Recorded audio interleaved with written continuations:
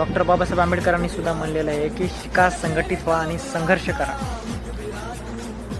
आता शिकलेले लोक संघटित झालेत आणि संघर्ष करतायत. आता सत्ताधिकारी जे सत्तेवर आहेत त्यांची काही खैर नाही.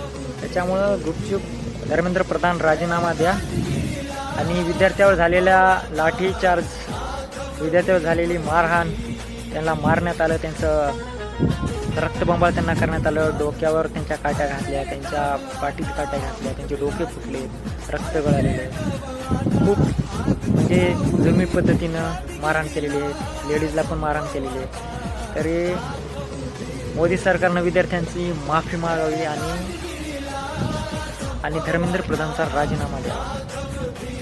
आम्हाला हे सत्ता नकोयच, भाजपचं सत्ताच नको आहे आम्हाला मोदींनी सुद्धा राजीनामा द्यावा. आम्हाला एक आमची जी आता तुम्ही जे करताय ते हुकुमशाही आहे. आम्हाला लोकशाहीचा देश पाहिजे, असा देश पाहिजे जो संविधानाची कदर करेल, संविधानाची इज्जत करेल, या संविधानावर देश चालेल. आणि तुम्ही संविधान बदलायच्या गोष्टी करता ते सर्वांच्या लक्षात आलेलं आहे. त्याच्यामुळे